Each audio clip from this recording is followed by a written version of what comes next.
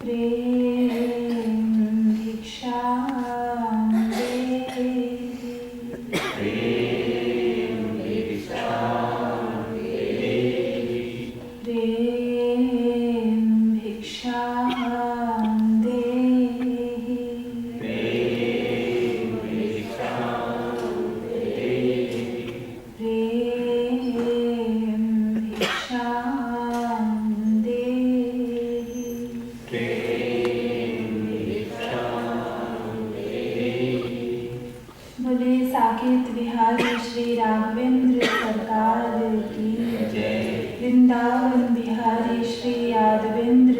सरकार की जय। श्रीमद् सद्गुरु सरकार की जय। जय जय श्री राम की जय। जय श्री राम की जय। जय श्री राम की।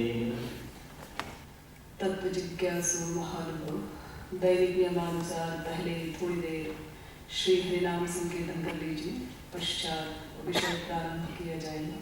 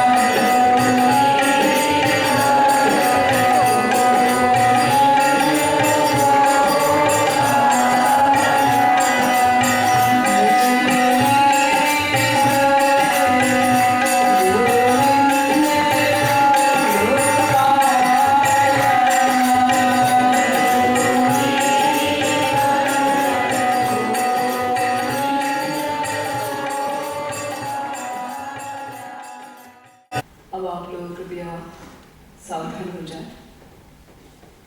अब तक आप लोगों को यह बताया गया है कि विश्व का प्रत्येक जीव केवल भगवान को जानकर ही माया से उत्तीर्ण हो सकता है, आनंदमय हो सकता है। आनंद एवं भगवान दोनों पर्यायवाची शब्द हैं और विश्व का प्रत्येक जीव उसी आनंद स्वरूप भगवान का अंश होने के कारण अनादिकाल से प्रतिक्षण केवल आनंद ही चाहता है और उसी आनंद प्राप्ति के हेतु विश्व का प्रत्येक जीव प्रतिक्षण प्रयत्नशील भी है। परंतु अनंतानंत जन्मों के अनवरत प्रयत्न के पश्चात भी अभी तक आनंद का रवरेश भी प्राप्त नहीं हो पाया। गंभीर विचार करने पर पता ये चला कि उस आनंद को प्राप्त करने के लिए सबसे पहले भगवान को जानना अनिवार्य है। भगवान को जानकर ही प्रत्येक जीव आनंदमय हो सकता है। तो उस भगवान को जानने का हम लोगों ने प्रयत्न भी किया, वेद शास्त्रों में चक्कर लगाया, तो वेद शास्त्रों ने हमें निराशाजनक उत्तर दिया कि उस भगवान को कोई भी जान नहीं सकता, क्योंकि वो भगवान इंद्रिय मनोबुद्धि से परे दिव्य है। भगवान इंद्रिय मनोबुद्धि का प्रेरक है, प्रकाशक है, धारक है, वो सर्वज्ञ भी है, साथ ही अनेक विरोधी धर्मों का अधिष्ठान भी है। इसलिए उस भगवान को महानतम बुद्धिमान ब्रह्मादि कभी नहीं जान सकते। फिर हम लोग निराश हो गए कि यदि हम लोग भगवान को जानेंगे नहीं तो मानेंगे कैसे, नहीं मानेंगे तो विश्वास नहीं होगा, बिना विश्वास के प्रेम नहीं होगा, बिना प्रेम के भगवान नहीं मिलेंगे, जब भगवान नहीं मिलेंगे तो हमें आनंद भी नहीं मिलेगा। तो जब हम लोग निराश हुए तब फिर वेदों ने आशाजनक उत्तर दिया कि ना भगवान को जाना जा सकता है, देखा जा सकता है, प्राप्त किया जा सकता है। उसके लिए एक शर्त है, वो शर्त ये है कि यदि भगवान किसी भी जीव पर अपनी कृपा कर दे, कृपा द्वारा अपने दिव्य अलौकिक शक्ति प्रदान कर दे, तो वही भाग्यशाली जीव उस भगवान को जान सकता है, देख सकता है, प्राप्त कर सकता है। चाहे वो चींटी ही क्यों ना हो, चाहे वो सरस्वती बृहस्पति ही क्यों ना हो, भगवान को भगवान की कृपा से ही जाना जा सकता है। अपनी साधना के बल पर उस भगवान को कोई भी जान नहीं सकता और भगवान की कृपा के अलावा और कोई भी मार्ग नहीं है। ये जो माया हम लोग के ऊपर हावी है, ये माया भी बिना भगवान की कृपा के हमारा पीछा नहीं छोड़ती। इसलिए माया से उत्तीर्ण होने के लिए भी हमें भगवान की कृपा को प्राप्त करना होगा, क्योंकि माया भगवान की शक्ति है। तो इस प्रकार हर ग्रंथ, हर संत, हर पंथ एक स्वर से कह रहे हैं कि भगवान को भगवान की कृपा से ही जाना जा सकता है, अन्य कोई भी मार्ग नहीं। लेकिन लोग इस बात का गलत प्रयोग करते हैं। लोग कहते हैं भगवान की इच्छा के बिना कोई व्यक्ति दूसरे व्यक्ति को झापड़ नहीं लगा सकता, कोई व्यक्ति चोरी नहीं कर सकता, यानी हम लोग जो भी कर्म करते हैं उसको कराने वाला वो भगवान है। वेद शास्त्र कहते हैं भगवान की कृपा के बिना भगवान को कोई जान नहीं सकता, लेकिन लोग इस बात का गलत प्रयोग करते हैं और कहते हैं कि भगवान की इच्छा के बिना पत्ता भी नहीं हिलता। हम लोग जो कुछ भी कर्म करते हैं कराने वाला वो भगवान है, हम लोग नहीं। तो देखिए, इस प्रकार हमारे यहाँ वेद शास्त्रों में एक और कहा गया है कि भगवान प्रेरक है, वो सबकी बुद्धि को प्रेरित करता रहता है। और दूसरी ओर ये भी कहा गया है कि भगवान किसी से कोई कर्म वर्म नहीं कराता, मनुष्य स्वयं कर्म करता। तो ये विरोधाभास है। तो चलिए आज हम लोग इसका समाधान कर लेते हैं कि क्या बात सही है, कौन सी बात सही है। भगवान कर्म कराता है या मनुष्य स्वयं कर्म करता है? क्योंकि आप लोग बात बात पर भगवान को दोष देते हैं। भगवान की इच्छा नहीं है, भगवान की कृपा नहीं है। क्यों जी? इतने दिनों से आपके घर के बगल में ये सत्संग चल रहा है, आप सत्संग में क्यों नहीं आते? अजी वो भगवान की इच्छा नहीं है, भगवान की कृपा नहीं है। जब भगवान कृपा करेंगे तो हम अपने आप आ जाएंगे सत्संग में। तो इस प्रकार भगवान को दोष देते रहते हैं कि वो कर्म कराता है, उसकी इच्छा से ही सब कुछ होता है। तो चलिए इसको जरा सा आप लोग समझ लीजिए। अब मैं आप लोग के समक्ष कुछ पॉइंट्स प्रस्तुत करूंगी, इससे आप लोगों को यह विषय स्पष्ट हो जाएगा। आप लोग कृपया ध्यान से सुनिए। नंबर 1, यदि भगवान हमसे कर्म कराता तो हमसे एक भी कर्म गलत ना होता। बहुत ध्यान से सुनिए आप लोग। यदि भगवान हमसे कर्म कराता तो हमसे एक कर्म भी गलत ना होता, क्योंकि भगवान नित्य ज्ञानमय है, वो सर्वज्ञ है भगवान। तो जब सर्वज्ञ भगवान हमसे कर्म कराएगा, हमसे कोई भी कर्म गलत कैसे होगा? देखिए, जब ड्राइवर ठीक रहेगा तो गाड़ी भी ठीक ठीक चलेगी ना। और यदि ड्राइवर शराब पीकर नशे में चूर रहेगा तो फिर गाड़ी भी गड़बड़ करेगी, एक्सीडेंट हो जाएगा। संसार में कितने एक्सीडेंट हो जाते हैं, ये ड्राइवर अपना शराब पीकर नशे में गाड़ी चलाते हैं। तो जब हमारा ड्राइवर ही भगवान है, संचालक ही भगवान है, गवर्नर ही भगवान है, वो सर्वज्ञ भगवान जब हमसे कर्म कराएगा तो हमसे कोई भी कर्म गलत कैसे होगा? एक भी कर्म गलत नहीं होना चाहिए। तो फिर हम लोग इतने पाप कर्म क्यों कर रहे हैं? ये पहला पॉइंट। नंबर 2, यदि भगवान हमसे कर्म कराता तो भगवान सबसे एक सा कर्म कराता, या तो अच्छा अच्छा या तो बुरा बुरा, क्योंकि भगवान न्यायाधीश है, समदर्शी है भगवान। समोहम सर्वभूतेषु न मे द्वेषोऽस्ति न प्रियः। गीता 9वें अध्याय का 29वां श्लोक गीता का, कि भगवान कहते हैं मैं समदर्शी हूं, न्यायाधीश हूं, ना मेरा कोई शत्रु है ना मेरा कोई मित्र है, मैं तो बराबर बराबर न्याय करता हूं। तो जब भगवान न्यायाधीश है तो उसको सबसे एक सा कर्म कराना चाहिए ना, या तो अच्छा अच्छा या तो सबसे बुरा बुरा कर्म।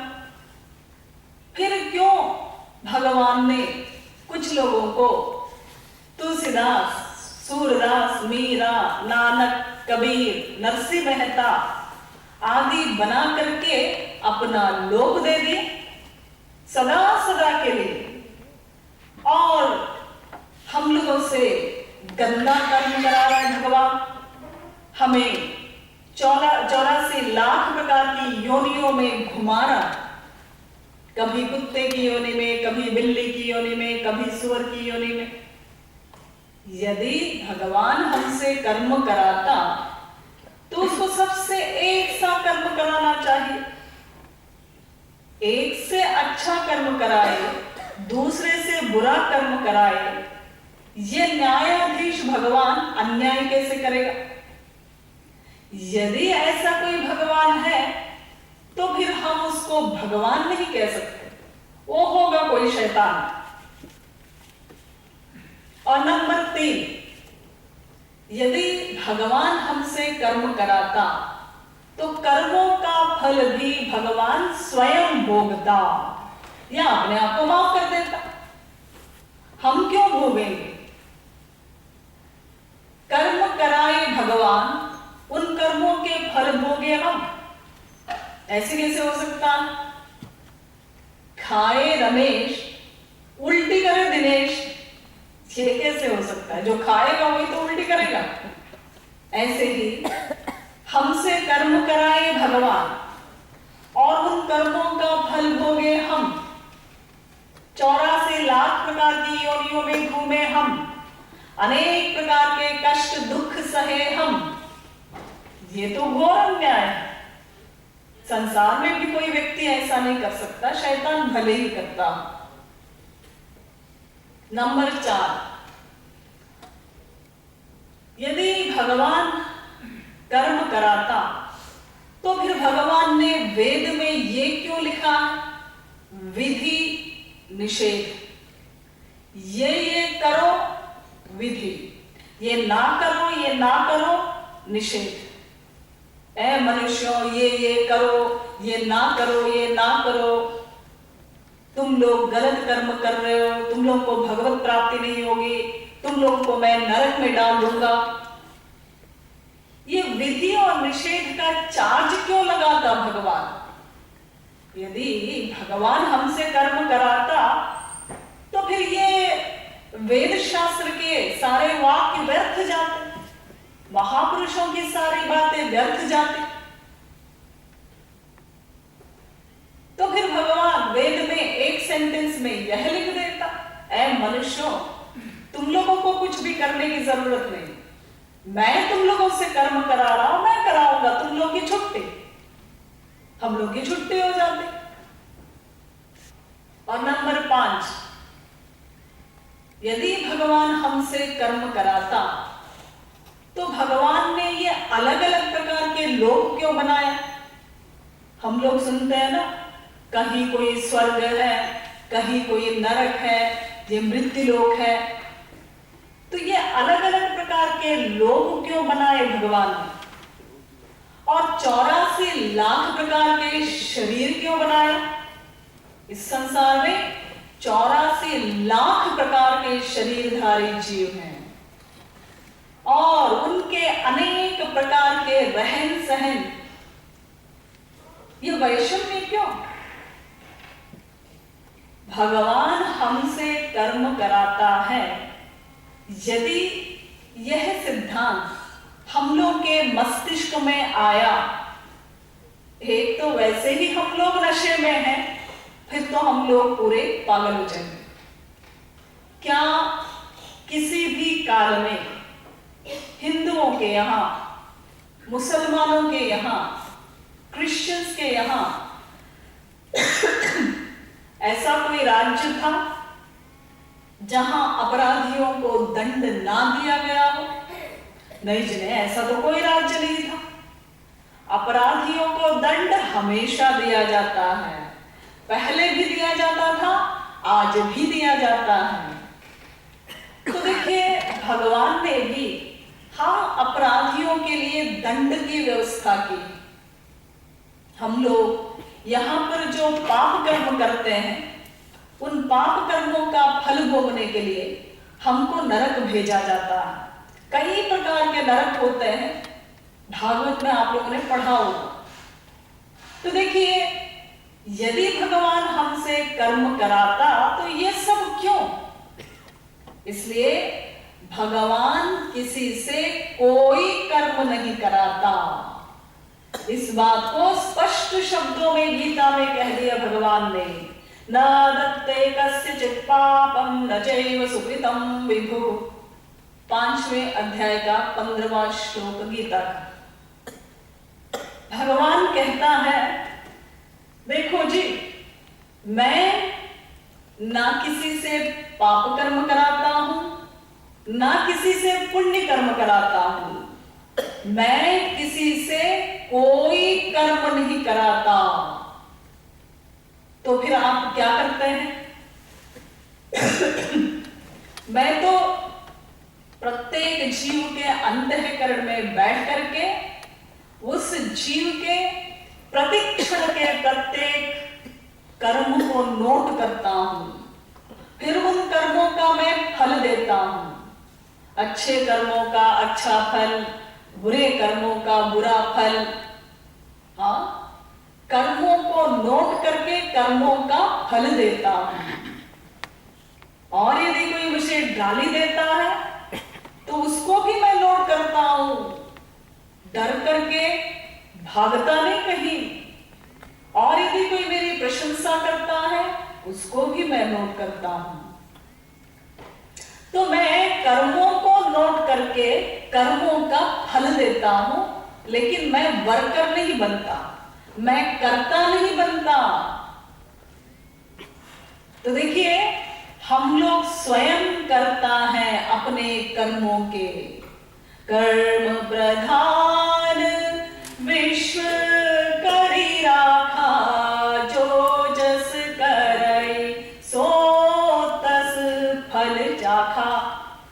इसलिए जैसा हम लोग कर्म करते हैं हमें वैसा ही फल मिलता है।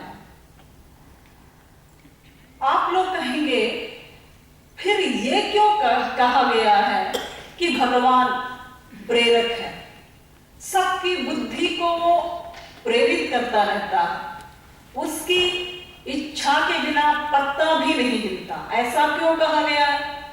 हाँ, इसको जरा सा आप लोग समझ लीजिए। देखिए, हम लोग कोई भी कर्म करते हैं तो कैसे करते हैं? इंद्रियों की हेल्प से, मन की हेल्प से, बुद्धि की हेल्प से। हमारे पास ये उपकरण है कोई भी कर्म करने के लिए। जैसे इस समय आप प्रवचन सुन रहे हैं, कैसे सुन रहे हैं? कान से सुन रहे हैं। अब कान के पीछे कौन है? कान के पीछे मन है। और यदि आपका मन प्रवचन सुनते सुनते कहीं चला गया, कान है? हाँ, कान है।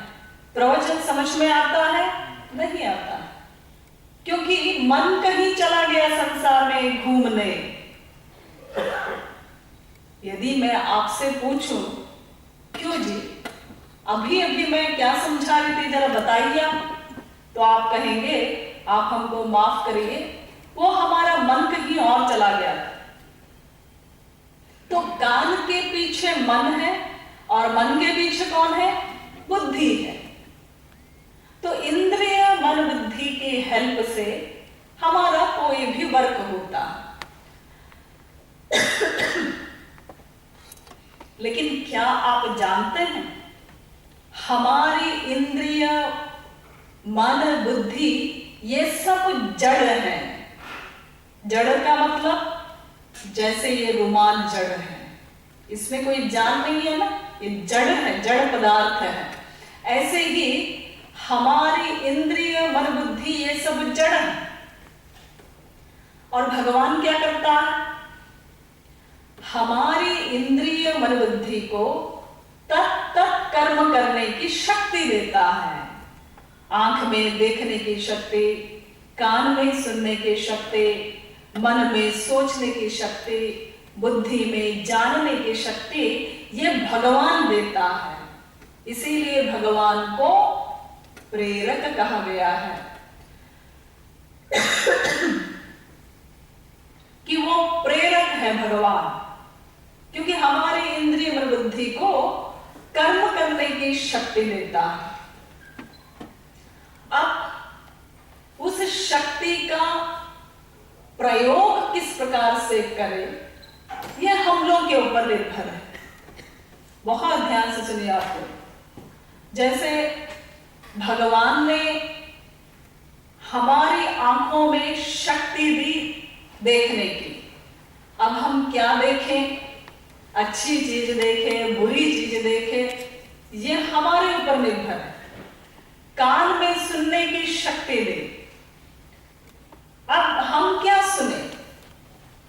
भजन कीर्तन सुने, पिक्चर के गाने सुने, ये हमारे ऊपर निर्भर है। तो भगवान ने जीवों के कल्याण के लिए शक्ति दी कि यदि भगवान हमें शक्ति ही ना देता तो फिर किसी जीव का उद्धार नहीं हो सकता, क्योंकि हमारे इंद्रिय मन बुद्धि सब कुछ जड़ है। मुर्दे की तरह हम लोग पड़े रहेंगे, फिर कोई हरकत नहीं हम में। तो भगवान जीवों के कल्याण के लिए शक्ति देता है। अब उस शक्ति का सदुपयोग करें या दुरुपयोग करें, ये हम लोग के ऊपर निर्भर है। इसलिए वास्तव में कर्ता हम लोग हैं। जैसे गवर्नमेंट ने आपको रिवॉल्वर दे दिया और लाइसेंस भी दे दिया, कभी कोई शत्रु अटैक करे आप पर तो आप उस रिवॉल्वर का प्रयोग कर सकते हैं। अब आप अपने आप को गोली मारिए, मर जाओगे। दूसरे को गोली मारिए, आपको फांसी हो जाएगी। हाँ, इसी प्रकार भगवान ने भी हम लोग के कल्याण के लिए शक्ति दी। अब उस शक्ति का प्रयोग किस प्रकार से करें, ये सब हम लोग के ऊपर निर्भर है। इसलिए वास्तव में कर्ता भगवान नहीं है, वास्तव में कर्ता हम लोग हैं। कर्म करने वाले स्वयं हम लोग हैं, इसीलिए हमें कर्मों का फल भोगना पड़ता है।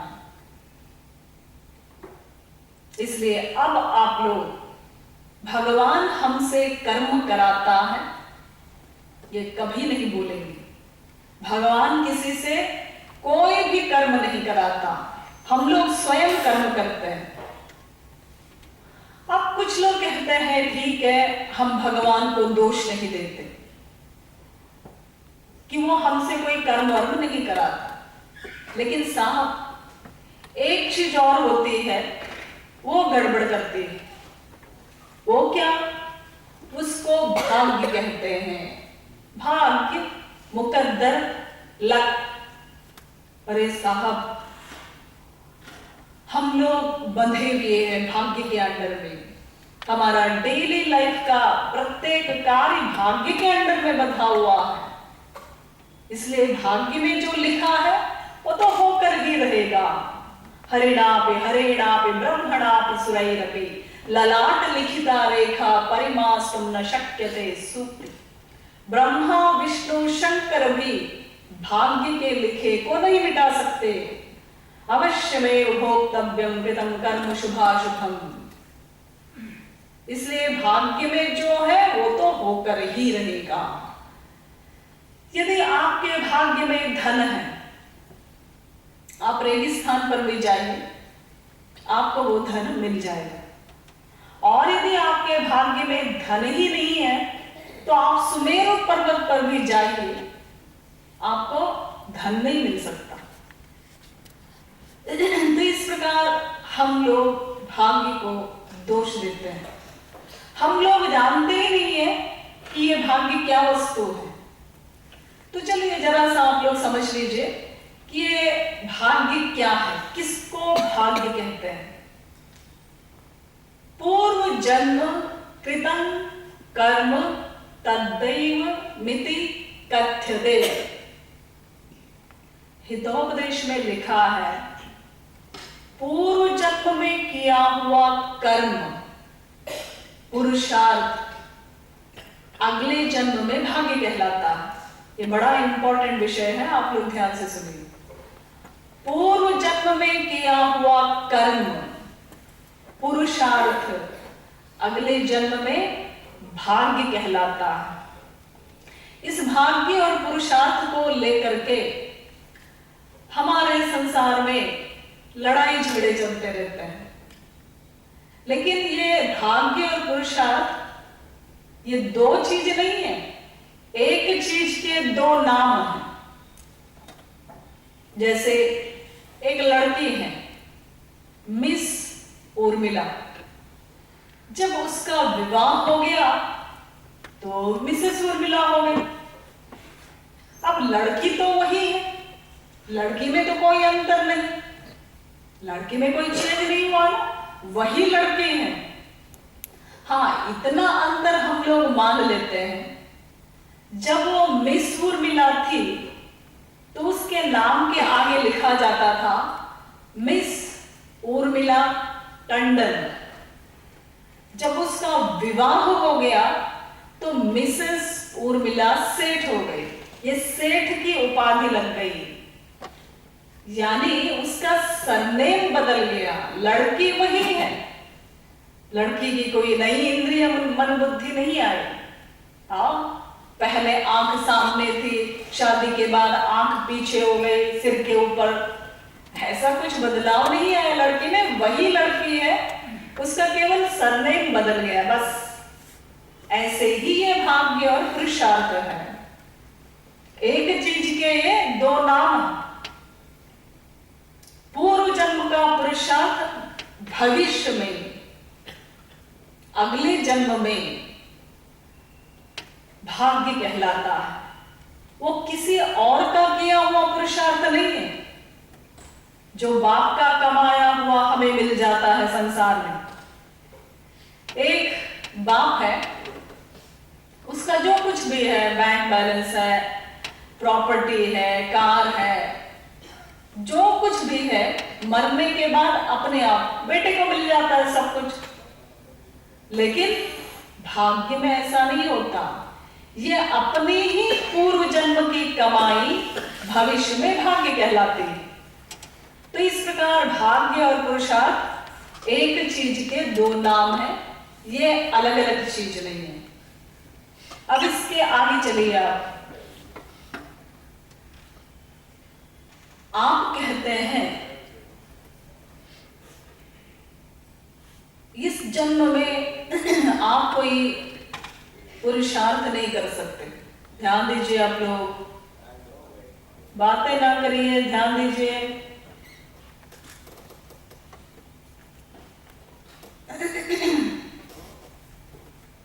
आप कहते हैं इस जन्म में आप कोई पुरुषार्थ नहीं कर सकते, आपका सारा हिसाब किताब भाग्य के अंडर में बंधा हुआ है, ऐसा आप मानते हैं? जी हाँ, मानते हैं। अच्छा, एक बात बताइए, अब तक आपके कितने जन्म बीत चुके? अजी जन्म तो हमारे अनंत बीत चुके हैं, क्योंकि अनादिकाल से हम लोग चल रहे हैं, जब से भगवान तब से हम लोग हैं। ये पहली बार हमें ये शरीर नहीं मिला हुआ है, अनंत बार अनंत जन्मों में ये मानव शरीर मिल चुका है। तो जन्म तो हमारे अनंत बीत चुके। तो क्या ये कानून पिछले अनंत जन्मों में भी लागू हुआ होगा, या इसी जन्म में ये नया कानून लागू हुआ है कि सारा हिसाब किताब भाग्य के अंडर में बंधा हुआ है? नहीं जी, पिछले अनंत जन्मों में भी यही कानून लागू हुआ होगा। तो जब पिछले अनंत जन्मों में यही कानून लागू हुआ है, तो आपने पुरुषार्थ किया कब? और कभी आपने पुरुषार्थ ही नहीं किया है, तो ये भाग्य कहां से आ टपक पड़ा? आसमान से गिर पड़ा सिर पर, कहां से आया? यदि आपने पहले पुरुषार्थ किया है, आज भी आप पुरुषार्थ कर सकते हैं। और यदि पहले आपने कभी पुरुषार्थ ही नहीं किया है, तो फिर भाग्य नाम की कोई वस्तु न थी, ना है, ना आगे हो सकती है। छुट्टी मिली भाग्य से, अच्छा है।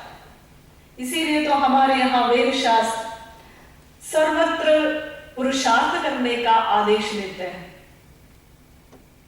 मोटी अकल से समझ लीजिए, यदि हम लोग भाग्य से बंधे हुए होते, तो क्या भगवान और महापुरुष का दिमाग खराब था जो हमसे कहते हैं मनुष्यों ये करो, ये ना करो? ऐसा क्यों कहते भगवान और महापुरुष? फिर तो एक सेंटेंस में ये कह देते, अरे मनुष्यों, तुम लोग जो कुछ भी कर्म कर रहे हो वो पहले से ही भाग्य के अंडर में बंधा हुआ है, तुम लोग को करने की जरूरत नहीं, वो अपने आप होता जाए, ऐसा कह देते। लेकिन ऐसा नहीं है, हम लोगों को करना है। इसलिए भाग्य शब्द को अपने दिमाग में लाना, अपने दिमाग को विकृत करना है। वो आधा पागल तो हो ही जाएगा, फिर वो घूमा करेगा, कभी ज्योतिषियों के चक्कर में, कभी किसी के चक्कर में। अजय हमने जो पाप किया है वो हमारे भाग्य में लिखा होगा, नहीं नहीं हमारी गलती होगी, नहीं नहीं हमारे भाग्य में लिखा होगा, नहीं नहीं हमारी गलती होगी। इसी ऊहापोह में उसका सारा जीवन बीत जाएगा, हो गया पशु से भी बदतर उसका जीवन। इसीलिए देखिए हमारे यहाँ महापुरुष लोग क्या कहते हैं, कादर मन कहूं एक अधारा, दैव दैव आलसी पुकारा। जो आलसी है, जो कुछ करना ही नहीं चाहता, वही दैव दैव भाग्य भाग्य का नारा लगाता, वरना हम लोगों को तो करना है। इसलिए भाग्य शब्द के उच्चारण से छुटकारा नहीं मिलने वाला है आपको। इस भाग्य शब्द को दिमाग से निकाल करके बाहर कर दीजिए। और यदि कोई चीज हो भी रही है भाग्य के अनुसार, मान लीजिए आपकी लाइफ में 100% वर्क में से 2 या 3% भाग्य वाले भोग भी होते हैं। ऐसा नहीं है कि बिल्कुल भाग्य वाले भोग नहीं है, ऐसा नहीं। भाग्य वाले भोग होते हैं 2 या 3% बस। लेकिन उन 2 या 3% भाग्य वाले भोग को आप लोग तो नहीं जानते कि कौन कौन से भाग्य वाले भोग हैं और कब कब आएंगे। इसलिए बाकी पुरुषार्थ को उसके पीछे आप क्यों बिगाड़ते हैं। देखिए एक उदाहरण के द्वारा समझ लीजिए। एक बाप का बेटा है, उसको मरना है, वो तो मरेगा, ये तो आप लोग जानते हैं ना। जब समय आएगा तो जाना ही पड़ता है, चाहे वो बच्चा हो, जवान हो, बूढ़ा हो, मौत तो निश्चित है। लेकिन उसने क्या किया, ज्योतिषी के पास चला गया कि हमारे भाग्य में क्या लिखा है ये जानना।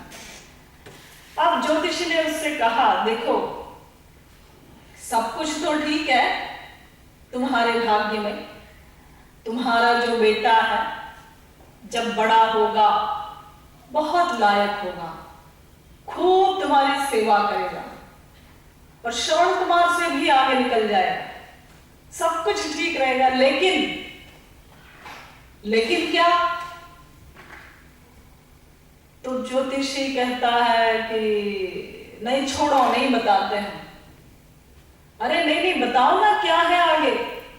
अच्छा तुम पूछ रहे हो तो बता देता हूं। जब तुम्हारा बेटा बड़ा होगा, बहुत लायक होगा, खूब तुम्हारी सेवा करेगा, बहुत आगे निकल जाएगा, लेकिन जब वो IAS पास करके आएगा, उसकी खुशी में मिठाई बट रही होगी, लोगों में बैंड बाजे बज रहे होंगे, उसी समय उसका हार्ट फेल हो जाएगा, वो मर जाएगा। लेकिन अब ये 10 साल दूर की बात है ना। हाँ बेटा तो केवल 15 साल का है। अब देखिए 10 साल पहले ही बीमारी शुरू हो गई, मेरा बेटा मर जाएगा 10 साल बाद, मेरा बेटा मर जाएगा 10 साल बाद। यही कमाई की आपने भाग्य जान करके। ना जानते भाग्य, ज्योतिषी के पास ना जाते तो कम से कम वो 10 साल तो शांति से बिताते हैं आप। क्यों आप लोग इस चक्कर में पड़ते हैं, भाग्य जानने के चक्कर में?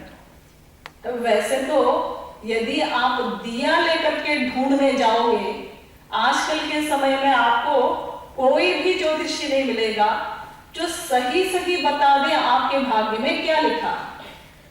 हाँ, वो तो ऐसा होता है, आप ज्योतिषियों के पास जाते हैं, 20-25 बात वो आपको बता देता है और उनमें से 1 या 2 बात सही निकलती, आप ना जाते तब भी सही निकलती हो। हाँ, वैसे हो ही जाता। तो फिर आप कहते हैं नहीं नहीं, उसके पास गए थे ना, उसने कहा था देखो ऐसा ही हो गया। लेकिन मैं कहती हूं वर्तमान काल में ऐसा कोई ज्योतिषी नहीं है कि वो आपको सही सही बता दे आपके भाग्य में क्या लिखा है। और यदि बाय चांस आपको जान भी लेंगे कि आपके भाग्य में क्या लिखा है, आपको पता लग भी जाए कि ये भाग्य में लिखा है आपके, तो आप करोगे क्या? कुछ आप कर सकते हैं? आपके भाग्य में क्या लिखा है ये जानने के बाद आप कुछ कर सकते हैं? कुछ नहीं कर सकते, क्योंकि भाग्य के लिखे को भगवान और महापुरुष भी नहीं मिटाते। वे मिटा सकते हैं लेकिन नहीं मिटाते। स्पिरिचुअल गवर्नमेंट के भी कुछ कानून हैं। तो फिर जब भगवान और महापुरुष भी भाग्य के लिखे को नहीं मिटा सकते, तो एक माया के अंडर में रहने वाला ज्योतिषी क्या मिटाएगा? है उसमें हिम्मत? है उसमें इतनी शक्ति? फिर क्यों आप लोग इस चक्कर में पड़ते हैं? भाग्य जानने के चक्कर में ना पड़िए, भाग्य बनाने के चक्कर में पड़िए। अरे आप तो भाग्य विधाता हैं। जब मनुष्य भक्ति करके उस भगवान को भी प्राप्त कर लेता है, तो ऐसा कौन सा भाग्य है जिसको वो नहीं बना सकता? इसलिए देखिए, सब कुछ मनुष्य के हाथ में है। कर्मणाम संचितादीनाम जीवो धीनस्तथापि स्वतंत्रतः क्रियमाणे वै कृतो भगवता विदा।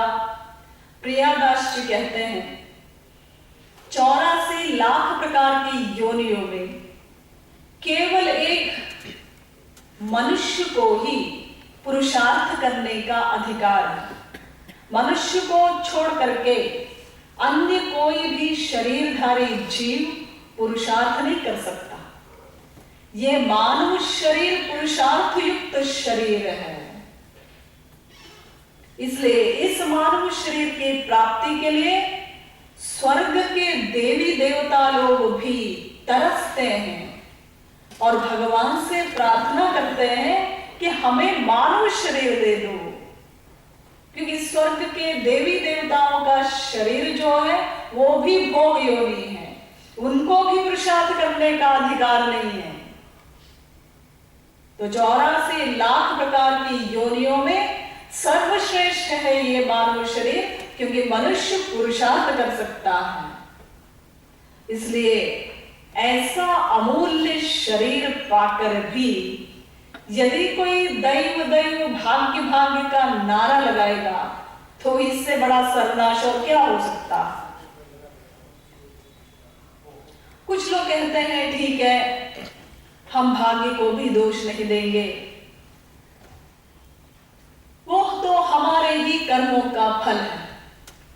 आगे हम अच्छा कर्म करेंगे तो हमें अच्छा भाग्य मिलेगा। लेकिन साहब, एक चीज और होती है, वो गड़बड़ करती है।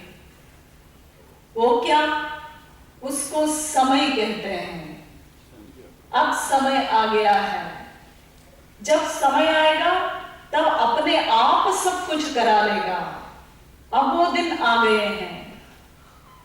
पुरुष बली नहीं होत है, समय होत बलवान, भिल्ले लूटी गोपिका, सोई अर्जुन सोई बान।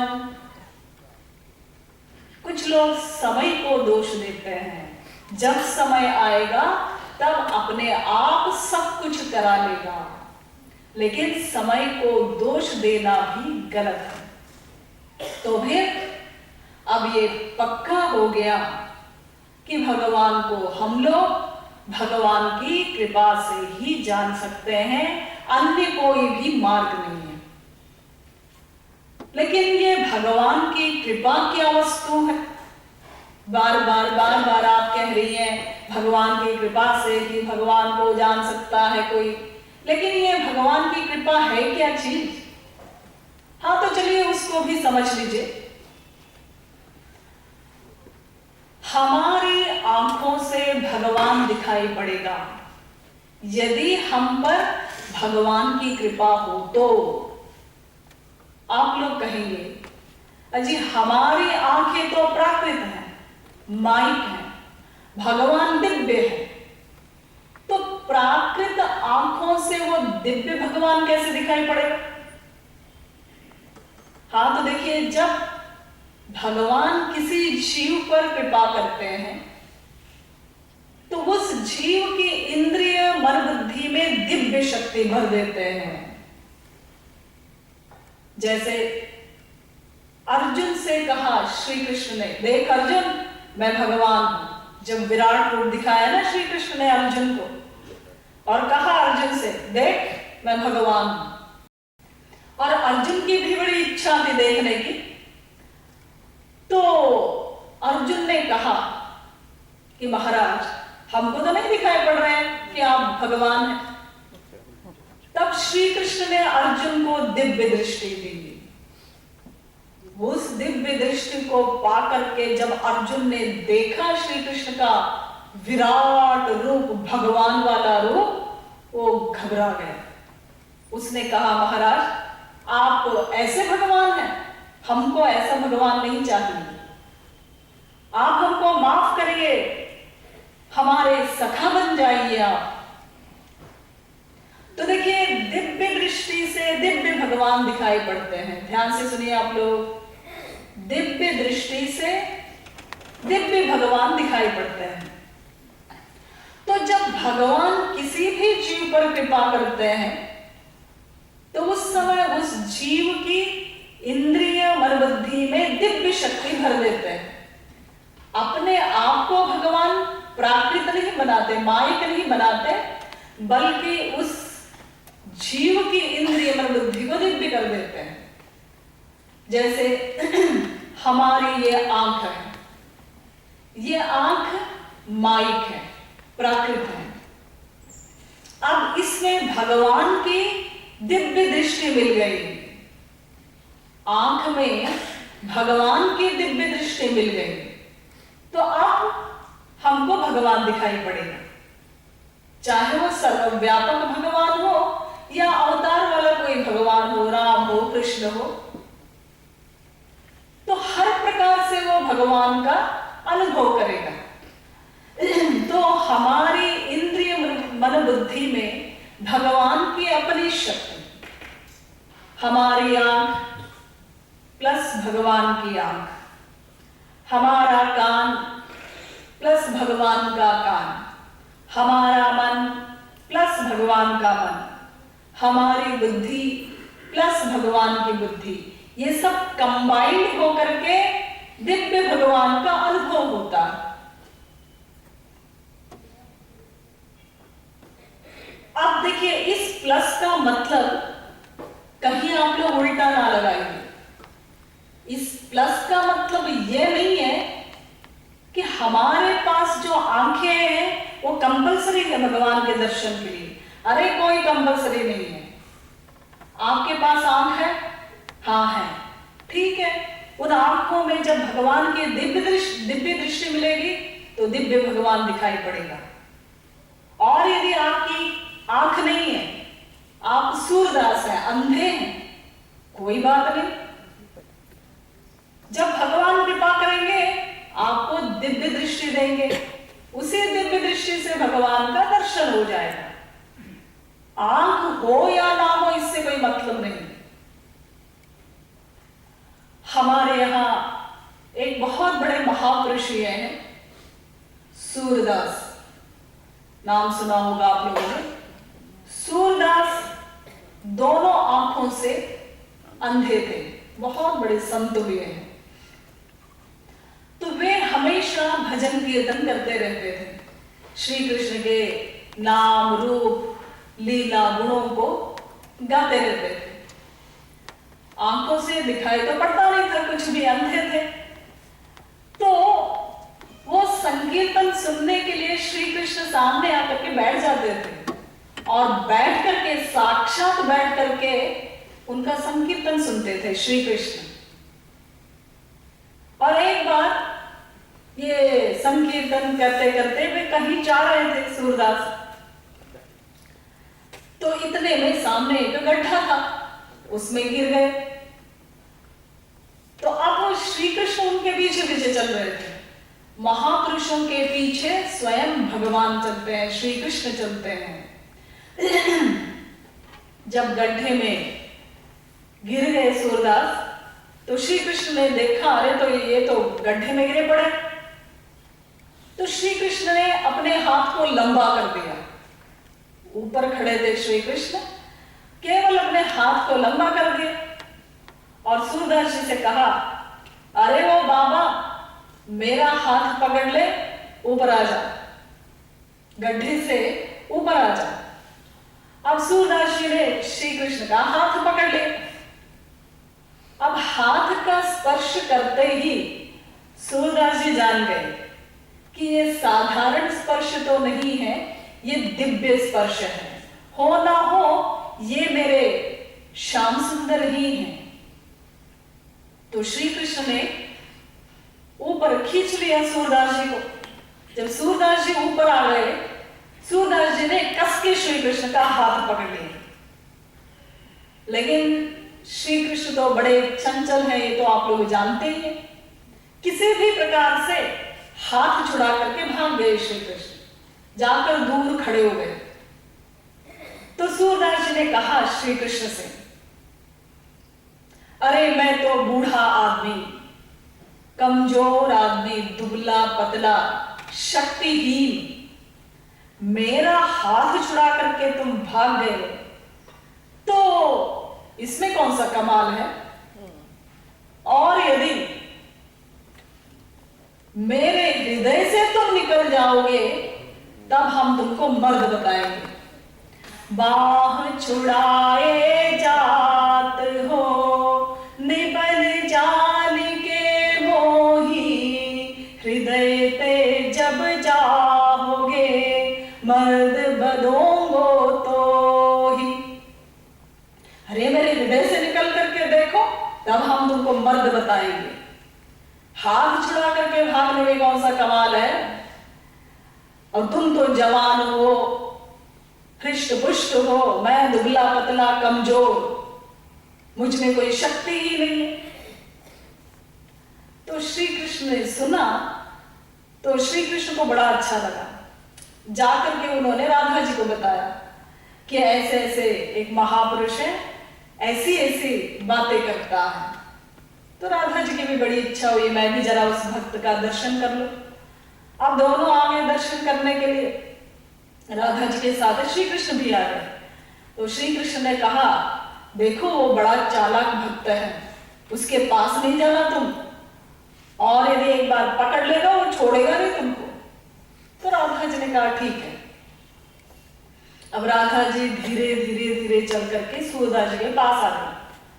सूरदास जी बेचारे अपना संकीर्तन कर रहे थे, तो इतने में उन्होंने सुना तो सही कि कोई धीरे धीरे धीरे मेरे पास आ रहा है।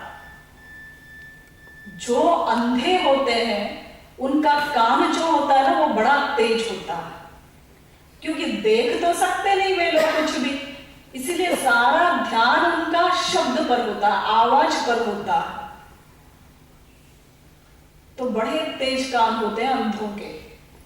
तो सूरदास जी अपना कीर्तन कर रहे थे, उन्होंने सुन लिया कि मेरे पास कोई आ रहा है, लेकिन उन्होंने शो नहीं किया कि हमें पता चल चुका है कि हमारे पास कोई आ रहा है। वे उसी प्रकार संकीर्तन करते रहे। तो राधा जी जब बिल्कुल पास आकर के खड़ी हो गई, अब आवाज बंद हो गई, सूरदास जी ने झपट्टा मारा, लेकिन वो पहले से होशियार थी राधा जी, तो वो तो भाग गए, हाथ नहीं लगे सूरदास जी के, लेकिन उनकी पायल सूरदास जी के हाथ लग गई। अब दूर खड़ी होकर के राधा जी कहती हैं, अरे वो बाबा मेरी पायल दे दे, मुझे रास में जाना है। सूरदास जी ने कहा, देखो ऐसा है, मैं तुम लड़कियों की पायल रख करके क्या करूंगा, लेकिन हाँ मैं इसीलिए इस पायल को नहीं दे सकता तुम्हें क्योंकि ये किसी और की पायल हो, यहां पर कोई और लड़की हो, और बाद में आकर के वो मुझसे कह दे, अरे बाबा वो तो पायल मेरी थी, तुमने उसको क्यों दिया, कैसे दिया, तो फिर मैं क्या कहूंगा। अब श्री कृष्ण जान गए कि ये सूरदास जी दर्शन के लिए व्याकुल है, तो श्री कृष्ण ने दिव्य दृष्टि दी सूरदास जी को, और दोनों राधा कृष्ण एक दूसरे के गले में बाह डाले हुए सूरदास जी के सामने खड़े हो गए। अब सूरदास जी ने देखा, दर्शन किया राधा कृष्ण का। अब श्री कृष्ण ने सूरदास जी से कहा कि तुम कुछ मांगो, तुमको क्या चाहिए। श्री कृष्ण ने कहा, देखते हैं क्या मांगता है। तो सूरदास जी ने श्री कृष्ण से कहा कि महाराज मुझे केवल एक वर दीजिए, जिन आंखों से मैंने आपका दर्शन किया है, अब उन आंखों से मैं और कुछ भी नहीं देखना चाहता, इसलिए आप मुझे फिर से अंधा बना दीजिए। श्री कृष्ण की आंखों से आंसू बहने लगे। तो कहने का मतलब ये है, भगवान के दर्शन के लिए हमारे पास जो प्राकृत आंखें हैं वो कंपल्सरी नहीं है।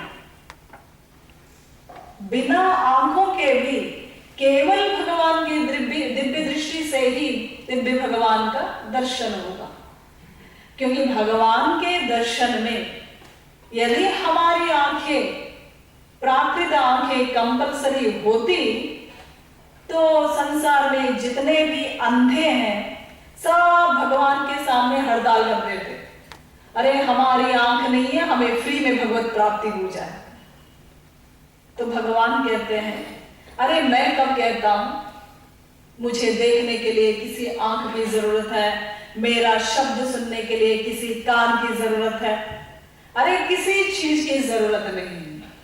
जब मैं जीव पर कृपा करता हूं तो सब कुछ अपना देता हूं, अपनी आंख, अपनी नाक, अपना कान, अपना मन, सब कुछ अपना देता हूं उस जीव को। इसको कहते हैं भगवान की कृपा। तो फिर हम लोग वहीं पर पहुंच गए। जब भगवान कृपा करेंगे तब हम भगवान को जानेंगे, तब भगवान को मानेंगे, तब भगवान पर विश्वास होगा, तब भगवान से प्रेम होगा, तब हमें भगवान मिलेंगे। जब भगवान मिलेंगे तो हमें आनंद मिलेगा। अब बीच में गड़बड़ करने वाली ये तीन चीजें तो आ गई, इनसे तो हमें छुटकारा मिला, लेकिन अब यह समस्या हम लोग के सामने है, यह समस्या कैसे हल हो। हाँ तो देखिए, भगवान की कृपा हुई है कुछ जीवों पर, हाँ हुई है।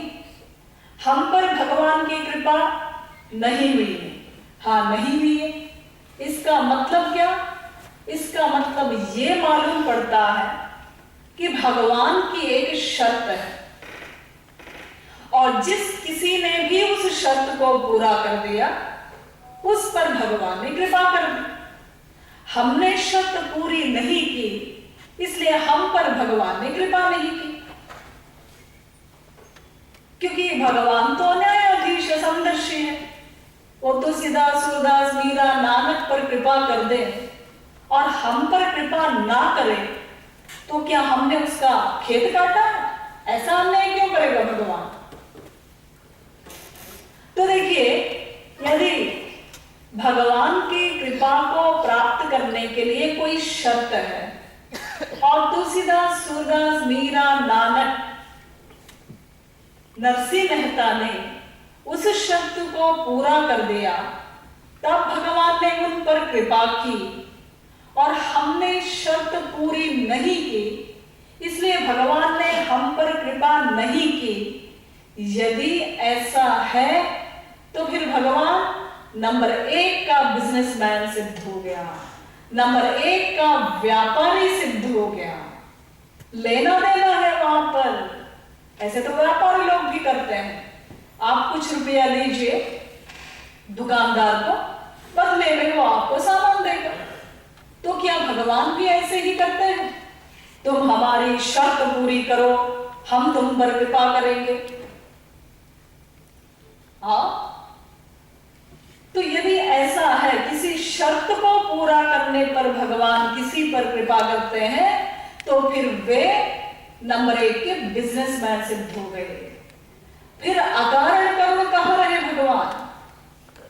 भगवान की ये जो बड़ी बड़ी डिग्रियां हैं, अकारण करुण बिनु हेतु सनेही, कृपालु दयालु करुणा सागर दीन बंधु, तो इन डिग्रियों का क्या होगा?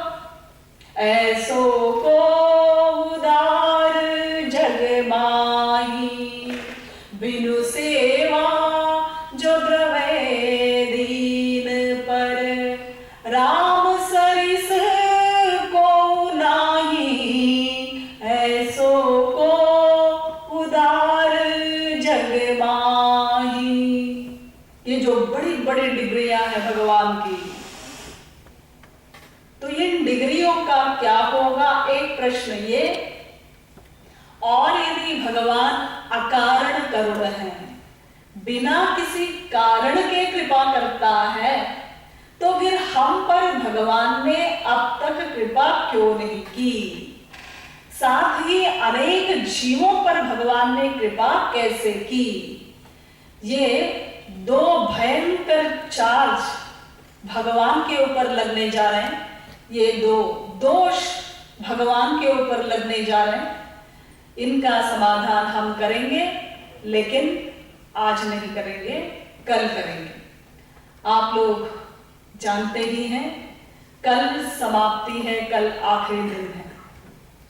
इसलिए आप लोग कृपया ठीक समय पर आइए और अपने अपने इष्ट मित्रों को भी साथ ले आइए।